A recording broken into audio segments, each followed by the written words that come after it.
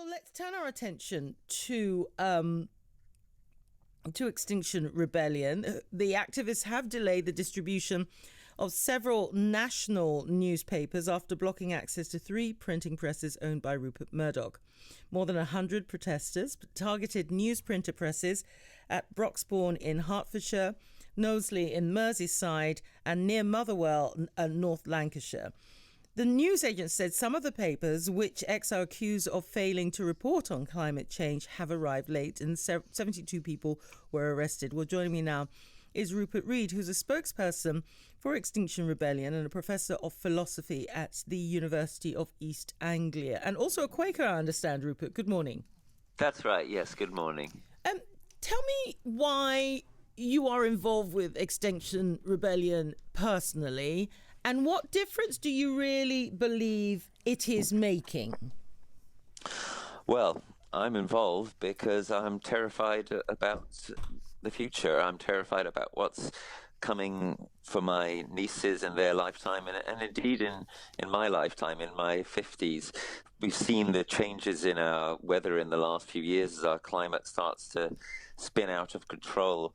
We are potentially vulnerable to our crops being baked in the fields in years to come when we get some especially hot summer in this country. We're completely incapable of feeding ourselves. We're moving into very, very dangerous territory, and we're sleepwalking into it to a large extent. Some waking up has happened, but far more is needed. Extinction Rebellion last year massively changed public opinion on this. We brought the issue starkly to national attention last April, and that's a wonderful thing. It resulted in Parliament declaring a symbolic climate and environment emergency, but as I say, it was symbolic. We're yet to see very much real action. So our rebellion has to continue. And personally, as a Quaker, someone from an organisation with a long heritage of peaceful campaigning for massive change to society, for example, Quakers very strongly involved in the anti-slavery movement, including in the early days when that movement was very unpopular and much of what they did was illegal. Personally, I find it very empowering to think of the long traditions of those who have taken nonviolent direct action before us, including Quakers, including, of course, Martin Luther King and Gandhi. And that's why I'm involved, and I hope that many listeners are sympathetic to this cause from a political perspective, but also perhaps from a spiritual perspective. And what practically do you hope to achieve? Practically right now, what would make Extinction Rebellion go, right, we have achieved what we want? Right. Well, that question is easy to answer. We have a bill that has gone before Parliament. It's called the Climate and Ecological Emergency Bill. It was proposed by Caroline Lucas, MP of the Greens, and it's backed by MPs from virtually all parties. Unfortunately, no Conservatives have backed it yet, but we live in hope. And that bill basically embodies our demands and says, look, we need that real action. And we need a citizens' assembly, an assembly of ordinary people to decide how to implement that action, because representative democracy has failed us. This is too difficult an issue for representative democracy. But representative democracy could achieve a last-minute success, as it were, if it were to back this bill. And that bill embodies our demands, and if we get that bill through, then we go home. Then it's job done, essentially. So if listeners are sympathetic to what we're trying to do, and if listeners want to achieve that real action on the climate and environment emergency, which is so desperately needed, then you can lobby your MP and say, yeah, come on, let's support this bill. Let's get that real action, which is so long overdue and which our children are relying on us to bring in. But just so I'm clear, there is a bill before, but the bill is stating what? So the bill asks for very rapid action, far more rapid than is envisaged in current law, to bring our carbon emissions down to zero and to bring our biodiversity destruction down to zero. And the bill empowers a citizens' assembly, which is like a sort of super jury. It's a group of ordinary people brought together to be representative of the broader population. They get to hear all the issues in great detail, to listen to the experts, to deliberate, and they get to decide on what happens. And if there is enough consensus among them, then that is what happens. And if there isn't consensus among them, then Parliament gets a final word. This kind of procedure, a citizens' assembly, has been used successfully in Ireland, for example, in relation to difficult issues such as abortion and gay marriage. It's been used more recently in France by President Macron, who seems to get this issue to some extent. We need it to happen here. This is a way in which we could actually reach some kind of agreement and way forward on this absolutely vital and challenging issue.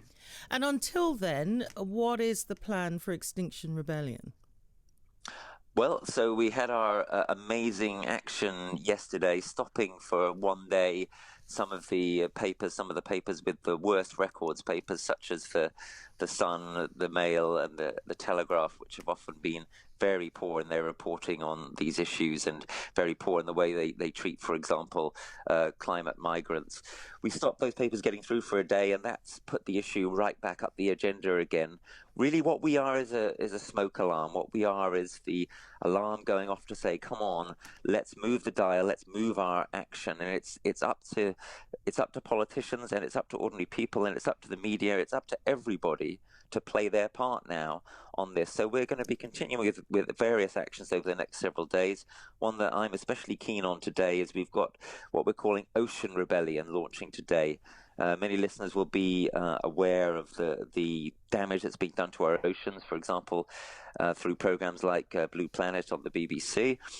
And Ocean Rebellion says we need far, far stronger action now on our oceans to protect them, to stop overfishing, to stop pollution and so forth. And we'll be marching in London today around some of the places where there is great responsibility for the damage to our oceans, governments and corporations which need to drastically up their game. And if they don't, then we'll be there to blockade them or to draw attention to the issue, as we have done in a number of ways in recent days and recent months. Do you understand why some people will be less sympathetic to this, given that we have only just come out of lockdown? Well, on the contrary, the reason why we're here, is because of the aftermath of the coronavirus pandemic, because this is our one chance to reset and get things right. The way we build back from this pandemic will be determinative of how things are in the next 10 or 15 years in this country. All this money that's being spent now on bailouts, on new infrastructure projects, that money doesn't get to be spent again. It has to be spent right. It has to be spent green. So it's absolutely vital that all of us keep our eyes on the ball at this point. And if we were to simply say, oh, well, yeah, we'll just be completely quiet until the whole coronavirus thing has gone away, then we would have lost the opportunity to get that reset right. And this is our last chance. This decade is our last chance. That's very clear in the UN reports. Antonio Guterres, the Secretary General of the UN, has made that very, very clear. So we've got to get the post-coronavirus reset right. And that's, again, why we're out on the streets now, very carefully, physically distancing out of doors, but very much saying, let's get this right, let's do it now, because there will not be another chance. Rupert Read, thank you very much for joining us this morning, who's a spokesperson for Extinction Rebellion and Professor of Philosophy at the University of East Anglia.